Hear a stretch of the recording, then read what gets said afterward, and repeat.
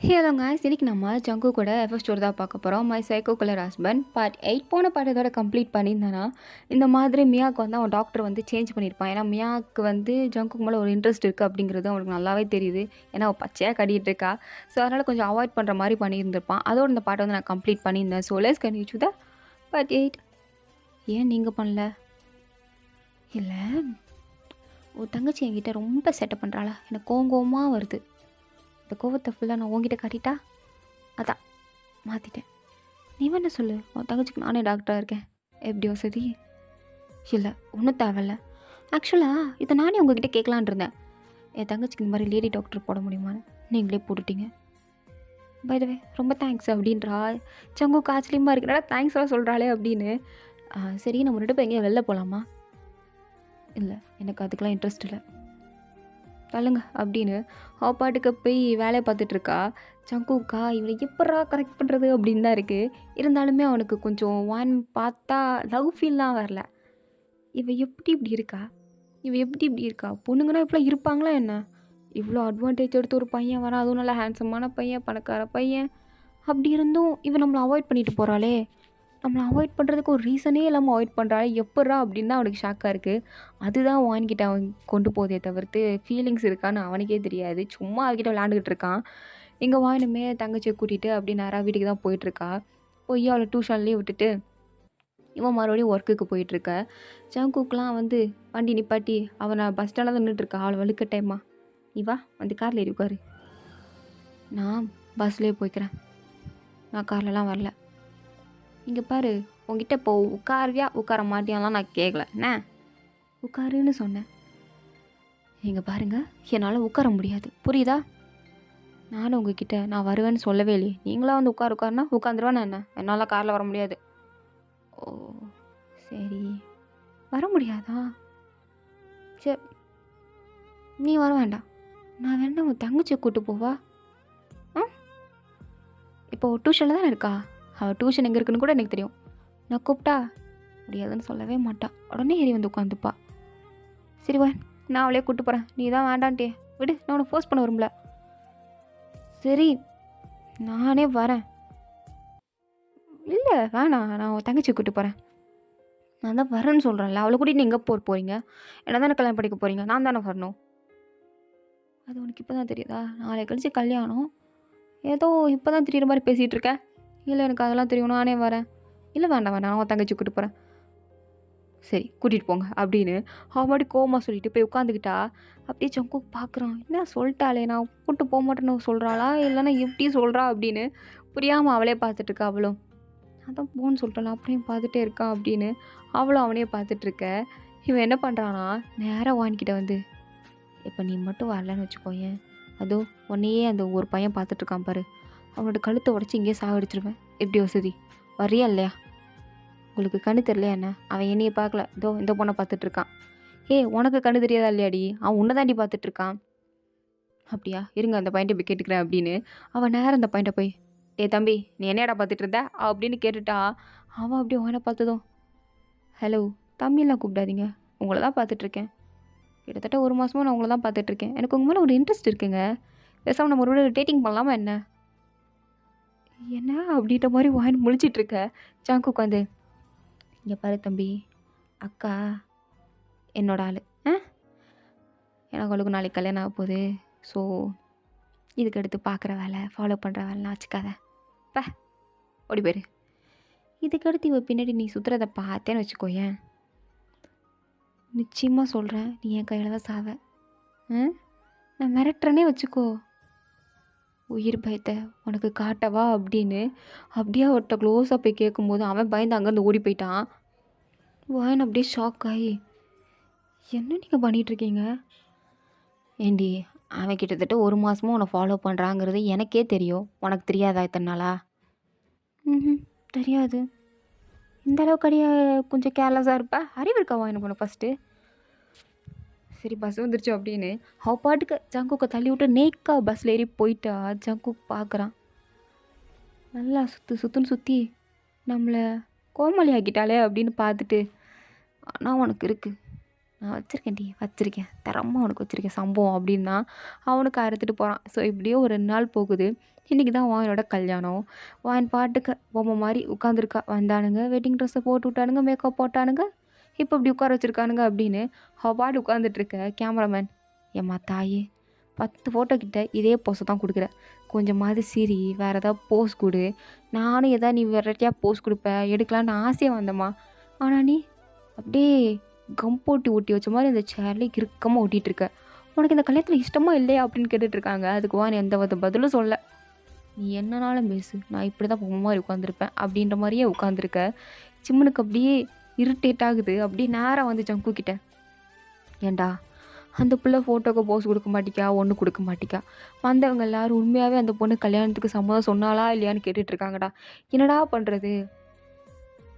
அப்படியா இருக்கா? ஆமாண்டா, நீ என்ன அசால்ட்டாக கேட்குற? எனக்கு தெரியும்டா அவள் அப்படி தான் இருப்பான்னு. இரு, இப்போ தான் ஒரு அணிகுண்டை போட்டு விட்ருக்கேன், அங்கே போய் வெடிக்கும் பாரு அப்படின்ட்டு இருக்கான். நேராக யாரை போட்டு விட்ருக்கானா? ஓயனோட அண்ணன் தான். அவன் நேராக வந்து, இங்கே பாருமா ஓயன், நீ என்ன இப்படியே உட்காந்துருக்க? வரவங்க எல்லாரும் உனக்கு இந்த கல்யாணத்தில் விருப்பமா இல்லையான்னு மாறி மாறி என்கிட்ட தான் கொஷின் கேட்டுகிட்டே இருக்காங்க. எனக்கு இரிட்டேட் ஆகிட்டுருக்கு. அதுக்கு நான் என்ன பண்ணுறது? நீ கல்யாணம் பண்ணிக்கோன்னு சொன்னேன், நான் பண்ணிக்கிறேன்னு சம்மதிச்சுட்டு இங்கே உட்காந்து தானே இருக்கேன். நான் இங்கேருந்து ஓடி போகலையே, அப்புறம் ஏன் தேவலம்படி பண்ணிகிட்ருக்க?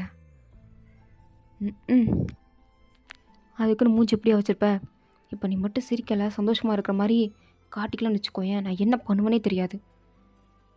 என்ன பண்ணுவேனா அப்படின்னு நேராக அப்படியே கத்தி எடுத்து கையை அறுக்கிற மாதிரி போயிட்டா. ஓயன் அப்படியே டப்புன்னு பிடிச்சிட்டு, என்ன பண்ணிகிட்ருக்க நீ? பைத்தியமா?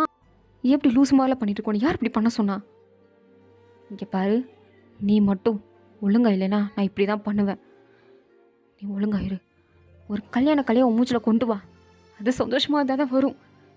எனக்குள்ளே எவ்வளோ கஷ்டம் இருக்குது தெரியுமா? அவன் எவ்வளோ பெரிய ஒரு ராட்சசம், ஒரு சைக்கோ தெரியுமா? அவன்கிட்ட நீ என்னையை போய் கொடுக்குற? உனக்கு அறிவு இருக்கா? ஏன் இப்படி பண்ணிகிட்ருக்க? எனக்கு அதெல்லாம் தெரியாது.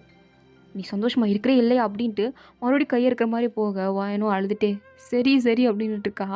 உடனே இவன் என்ன பண்ணுறான்னா, மேக்கப் ஆர்டிஸ்ட்டை கூப்பிட்டு, என் தங்கச்சி அழுதுதால மேக்கப் கலைஞ்சி போச்சு, கொஞ்சம் மேக்கப் போட்டு விடுங்க அப்படின்னு அசால்ட்டாக சொல்லிட்டு போயிட்டான். வாயனுக்கா அப்படியே என்னடா நடக்கிறது அப்படின்ட்டு இருக்கு. அவங்களும் வந்து மேக்கப்லாம் போட்டு விட்டு, அழுகாதீங்க மேம், கல்யாணம்னு எல்லோரும் புகுந்த வீட்டுக்கு போகிறது தான், அண்ணனை விட்டு பிரிகிறோன்னு அழுகாதீங்க அப்படின்னு ஏதோ பாச மலர்கள் அழுததான் அப்படி தப்பாக நினச்சிக்கிட்டாங்க. ஆனால் அங்கே நடந்த கதையே வேறு, அது எனக்கு தான் தெரியும். அவளும் அப்படி கண்ணியெல்லாம் தொடச்சிட்டு அவங்க அண்ணன் கையை பிடிச்சி தான் வரான். ஏன்னா அவங்களுக்கு தான் அப்பா இல்லை. ஸோ அண்ணன் அப்பா முறையில் அண்ணன் தான் வரான். கையை பிடிச்சி கூட்டுறம்போது சொல்லி தான் கூட்டு வரான். ஒழுங்காக இருக்கணும் ஏன் சிரி, எல்லாரையும் பார்த்து சிரி அப்படின்னு சொல்லும்போது வாயனும் ஃபேக்காக எல்லோரும் பார்த்து ஏன்னு சிரிக்கிறா. அவள் சிரிக்கும் போதே தெரியுது ஏதோ வேண்டாம் இருப்பா சிரிக்கிறா அப்படின்னு. ஜிம்னு இதை பார்த்துட்டு, இதைத்தான் இவன் சொன்னானா வெடிகுண்டுன்னு, நல்லா வெடிச்சிருக்கு, வெடிக்குன்னு பார்த்தா புசுன்னு தான் போகுது, அவன் சிரிக்கிறத பார்த்தா ஃபேக்குன்னு அப்பட்டமாக தெரியுதே அப்படின்ற மாதிரி தான் பார்த்துட்ருக்கேன். இங்கே ஜங்குக்கா வாயனை பார்த்து வாயை பொழுக்கிறான். ஏன்னா வாயன் அவ்வளோ அழகாக இருக்கா.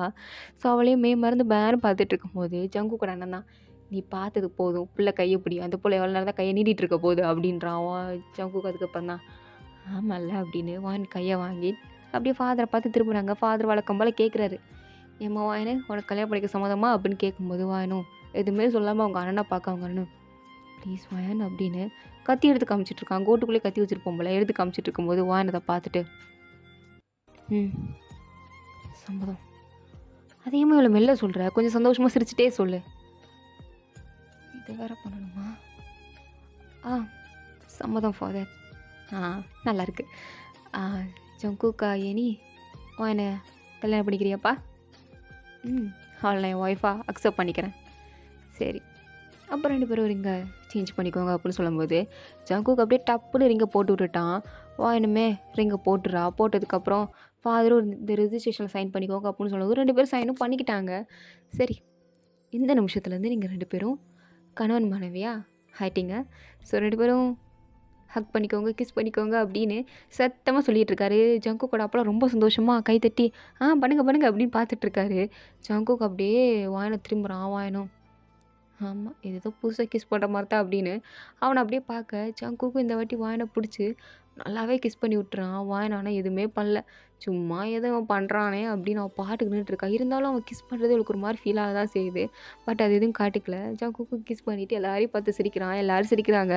இதில் வேறு ஜங்குக்கோட அண்ணி, வாயன் பொக்கையை தூக்கி போடு, அடுத்த கல்யாணம் யாருக்கு நடக்க போகுதுன்னு தெரிய வேண்டாமா, ஆனால் என்ன இந்த வாட்டி கேர்ள்ஸ் நிற்கிறதுக்கு பதிலாக எல்லா பாய்ஸ் நின்றுருக்காங்க பாரு. உன் அண்ணன், தேங்கு, ஜிமினு எல்லோரும் நின்றுட்டுருக்காங்க. ஏன் உன் பாப்பா முதல்ல நின்றுட்டுருக்கா, தூக்கி போட்டு அப்படின்னு சொல்லதும் வாயனும் இதெல்லாம் பண்ணுமா என்ன அப்படின்ற மாதிரி தான் பார்த்துட்ருக்க. ஜங்குக்கும் இப்போ நீ தூக்கி போடுறியா இல்லைன்னா உங்கள் அண்ணனை இப்போ என்ன நான் தூக்கி தானே போடணும் போடுறான் அப்படின்னு அவளும் அப்படியே பின்னாடி இருந்து அப்படியே தூக்கி போடுறா.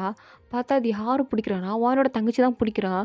வானோட தங்கச்சி அப்புறம் எனக்கு தான் எடுத்து கல்யாணம் அப்போ சிரிச்சிட்டு இருக்கும்போது வானோட அண்ணன் மண்டை மேலே ஒன்று தட்டிட்டு 12ஆம் கிளாஸ் தான் படிக்கிறேன், அதுக்குள்ளே உனக்கு கல்யாணம் கேட்குதா என்ன, இன்னும் நீ காலேஜ் படிக்கணும், அதை முடிக்கணும், அடுத்து வேலைக்கு போகணும், செட்டில் ஆகணும், அதுக்கப்புறம் தான் உனக்கு கல்யாணம் அப்படின்னு சொல்லும்போது இல்லை நான்லாம் பண்ணிப்பேன் அப்படின்னு ஜங்குக்கை பார்த்தே சொல்லும்போது வான் இதை நல்லாவே நோட் பண்ணுறா.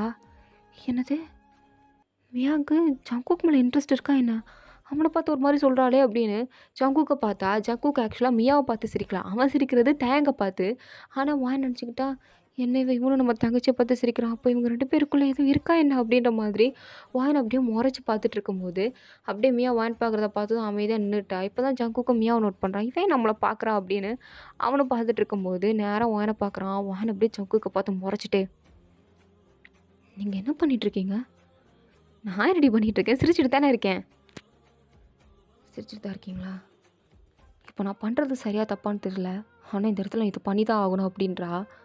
ஒன்றும் புரியாமல் என்னடி சொல்கிற அப்படின்னு பார்த்துட்டு இருக்கும்போது மியா அப்படியே அந்த ஃப்ளவரை எடுத்துகிட்டு ஜங்கு கிட்ட கொடுக்கலான்னு வருவா. ஆனால் இந்த வான் என்ன பண்ணிடுறானா ஜங்குக்கோட டையை பிடிச்செடுத்து ஜங்குக்கை கிஸ் பண்ணிட்டா. ஜங்குக்கா அப்படியே மூச்செல்லாம் அடிக்குது. வயனா அப்படின்ற ஒரு ஷாக். அவனால் இந்த கிஸ்ஸை அக்செப்ட் பண்ணிக்கிறத விட அவனுக்கு என்னன்னு தெரியல, அவ்வளோ ஒரு ஃபீலு. அதையும் தாண்டி ரொம்ப அதிர்ச்சியாக இருக்கான். இது வான் தானா அப்படின்னு ஷாக்காகி பார்த்துட்டு இருக்கும்போது வான் வந்து இங்கே ஜங்குக்கை கிஸ் பண்ணிட்டு அப்படியே கண்ணை திறந்து மியாவை பார்க்குறான். மியாவும் வானை பார்த்துட்டு அப்படியே பின்னாடி பேக் வாங்குறா. வானுக்கு கிஸ்லாம் பண்ணி முடிச்சுட்டு எல்லாரையும் பார்த்து கொஞ்சம் சிரிக்கிறது. எல்லாரும் அப்படியே சிரிச்சுட்டே பாரேன் பொண்ணு என்ன கரியர் பண்ணியிருக்கா அப்படின்னு வெட்டிங் கேக்லாம் இட்டு வராங்க. ஜங்குக்கும் அந்த கேக்கை கட் பண்ணி வானுக்கு ஊட்டிலாம் விடுறான். வானும் மியா முன்னாடி ஹாப்பியாக இருக்கிற மாதிரி காமிச்சிக்கணுமேனா அவளும் கேக்கெல்லாம் சாப்பிட்டுட்டு ஜங்குக்கு அவளை அப்படிலாம் விட்றா. அவனுக்கா என்னடா இது நம்மள என்ன இன்ட்ரெஸ்ட் வந்துருச்சா என்ன அப்படின்ற மாதிரி தான் அவனை பார்த்துட்ருக்கா. வாயனும் அதை ஊட்டி முடிச்சதுக்கப்புறம் அப்படியே வில்லத்தனமாக ஜங்குக்கை பார்க்க ஜங்குக்கும் அதானே இவளுக்காவது நம்ம மேலே இன்ட்ரெஸ்ட் வரதாவது ஏதோ ஒரு நோக்கத்தோடு தான் பண்ணுறா போல் அப்படின்ட்டு திரும்பி பார்த்தா மியா இதெல்லாம் பார்த்து கொஞ்சம் சோகமாக இருக்கிறத பார்த்துட்டான். அப்படியே பார்த்து இது வாயனை பார்த்தா வாயனை அப்படியே அவளை பார்த்து முறைச்சிட்டு இருக்கதும் பார்த்துட்டான். அவனுக்கு புரிஞ்சு போச்சு என்ன நடக்குது அப்படின்னு. சரி இவன் ஏதோ ப்ளே பண்ணுறான், நாமளும் கூட சேர்ந்து ப்ளே பண்ணுவோம் அப்படின்னு அவனும் நல்லாவே ப்ளே பண்ணிகிட்டு இருக்கான். ஸோ 2 பேரோட மேரேஜ்லாம் ஒரு வழியாக முடிஞ்சு எல்லோரும் அப்படியே அங்கேருந்து கிளம்பி போயிட்டுருக்கும்போது வாயன் வந்து ஜங்கு கூட அப்பா கிட்ட தான் பேசிகிட்டு இருக்கா. ஜங்கு கூட அப்பா என்ன சொல்கிறாருன்னா, இங்கே பாருமா, நான் உங்ககிட்ட இதை எப்படி சொல்கிறதுன்னு தெரில. ஜங்குக்கு முன்னாடிலாம் ரொம்ப நல்ல பையனாக இருந்தான். அவன் எந்த அளவுக்கு தங்கமான பையன் அப்படிங்கிறத என் வாயால் கூட சொல்ல முடியாது. ஏன் அங்கிள் அவன் அந்தளவுக்கு கெட்டவனா அப்படின்ற மாதிரி தான் வாயன் மனசே நினச்சிட்டு அதை கேட்காம அப்படி சிரிச்சுட்டே பார்த்துட்டு இருக்கும்போது அவன் உண்மையாகவே ரொம்ப நல்ல பையன். ரொம்பவே எல்லாருக்கும் ஓடி ஓடி ஹெல்ப் பண்ணுவான். பட் என்ன கொஞ்சம் ஆட்டிடியூட் காட்டுவான், முரட்டுத்தனமாக இருப்பான்.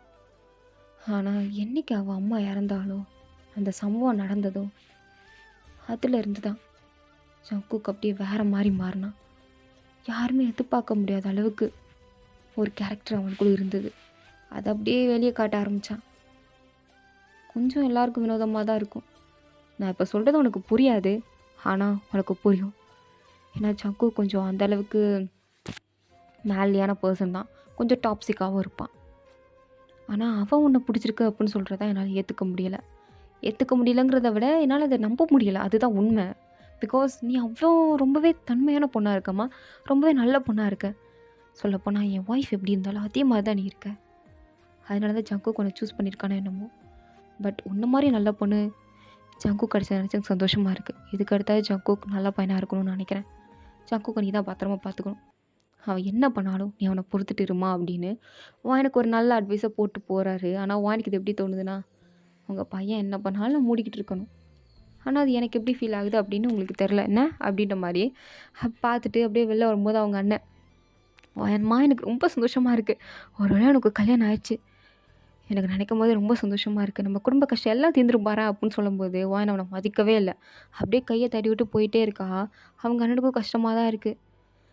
வாயன் உனக்கு இப்போ புரியாது, ஆனால் பின்னாடி புரியும்.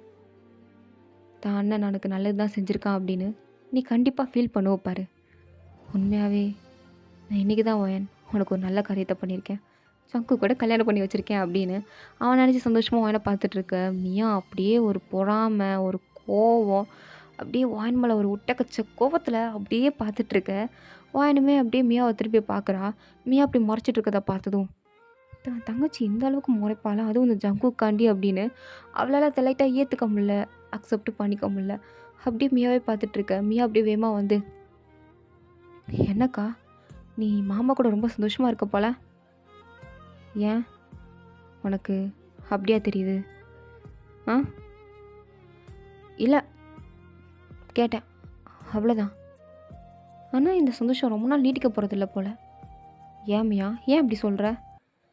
"சொன்னேன்க்கா" அப்படின்ன மாரியே பேசிட்டு இருக்கும்போது, ஜங்குக் நேரா வந்து, "என்னம்மா என் பொண்டாட்டிட்ட என்ன பேசிட்டு இருக்க?" அப்படின்னு வாயின் மேல தோள் மேல அந்த கைய போட்டே கேட்டுட்டு இருக்கும்போது, அவ உடனே, "இல்ல மாமா, அக்காட்ட சும்மா பேசிட்டு இருந்தேன்." "ஓ! சும்மா பேசிட்டு இருந்தியா? சரி. தல. இதுக்கு அடுத்து தானே நெறைய வேலை இருக்கு. நெறைய வேலை பண்ண வேண்டியது இருக்கு." "இல்ல வயன்." "ஆமா. நெறையாவே இருக்கு." "சரி நம்ம நம்ம வீட்டுக்கு போலாமா? வா ஹனி வீட்டுக்கு போலாம்." அப்படின்னு வயன அழகா கூட்டிட்டு போறான். இத பார்க்குற மியாக்கெல்லாம் அவ்வளோ கோவம் வருது. அப்படியே மொறச்சு பார்த்து, நேரா வான்கிட்ட ஓடி வந்து, அக்கா நான் வேணா இதுக்கடுத்து உன்கிட்டயே வந்து இருக்கவா? எனக்கு அண்ணா கூட இருக்க கொஞ்சம் பயமா இருக்கு. ஏன்னா இத்தன நாள் நான் உன் கூடயே இருந்துட்டு, இதுக்கடுத்து அண்ணா கிட்ட இருக்கிறதுக்கு எனக்கு பிடிக்கல. நான் உன்கிட்டயே இருக்கவா? நான் உன் வீட்டுக்கே வரவா? என்ன கூட்டிட்டு போறியா? ப்ளீஸ்க்கா." "இல்ல மியா அது வந்து." "மியா உனக்கு பயமா இருந்துச்சுன்னா, நீ வேணும்னா என்னோட அண்ணி வீட்ல போய் இருக்கியா? ஏன்னா அவங்களாம் ஃபேமிலியா இருக்காங்க. உன்ன பார்த்துப்பாங்க." "இல்ல மாமா. நான் அக்கா கூட தான் இருக்கணும்." "அக்கா நீ சொல்லு. நான் உன் கூட வரவா?" "இல்ல மியா. நீ அண்ணன் கூடயே இரு. இத்தன நாள் நீ என்ன டிபெண்ட் பண்ணியிருந்த. ஸோ இதுக்கடுத்து நீயா தனியா இருக்கணும். அதுக்கு கத்துக்கோ." "ஏன்க்கா ஏன்க்கா இப்படி பேசுற? நான் உன் கூட தான் வருவேன்." அப்படின்னு அங்க உட்காந்து அடம் பிடிக்க ஆரம்பிக்கிறா. எனக்குமே இவ அடம் பிடிக்கிறத பார்த்தோம். அச்சச்சோ பாவம்! இவனுக்காண்டி நம்ம தங்கச்சி இப்படிலாம் பண்ணக்கூடாது அப்படின்னு அவளுமே "சரிம்மியா அழுகாத" அப்படின்னு ஆறுதல் சொல்லிட்டு இருக்க. சங்கு கடுப்பாயிருச்சு. "இப்போ என்ன? அவள நம்ம கூட கூட்டிட்டு வரணும்னு சொல்லிட்டு இருக்கியா? பின்ன அவ தான் ஆசைப்படுறாள்ல. என் தங்கச்சி என் கூட தான் இருக்கணும்." "இங்க பாரு வயன், கடுப்ப கலப்பாத. மூட்டு நீ போய் கார்ல ஏறு. நீ கார்ல ஏறுன்னு சொன்ன." அப்படின்னு அவள வலுக்கட்டாயமா கார்ல உட்கார வச்சுட்டு அப்படியே அவங்க அண்ணன பார்த்து முறைக்கிறான். அவங்க அண்ணனும், "சாரி சாரி நானே என் தங்கச்சிய கூட்டு போறேன்." "ஏய் மியா! இப்ப என்ன புதுசா வாயின் வாயின்னு அக்கறை காட்டிட்டு இருக்க? வா! நீ என் கூட வா." "இல்ல நான் உன் கூட வரமாட்டேன். அக்கா கூட தான் போவேன்." அப்படின்னு உட்காந்து ஓன்னு அழுதுட்டு இருக்கா. அவ அக்கா மேல இருக்க பாசத்துல அழுவல. அவளையும் ஜங்குகியும் ஒண்ணா இருக்கக்கூடாதுன்னு அழுதுட்டு இருக்கா. அது வந்து வானுக்கு நல்லாவே புரியுது. பட் அழுகுறத பார்த்து கஷ்டமா தானே இருக்கும். அப்படியே கஷ்டமா பார்த்துட்டு இருக்கா. ஸோ இதோட இந்த பாட்டு வந்து கம்ப்ளீட் ஆகுது. தேங்க் ஃபார் வாட்சிங் மை வீடியோ. ஸோ பிடிச்சா லைக் பண்ணுங்க. அண்ட் ப்ளீஸ் மறந்துடாம சப்ஸ்கிரைப் பண்ணுங்க.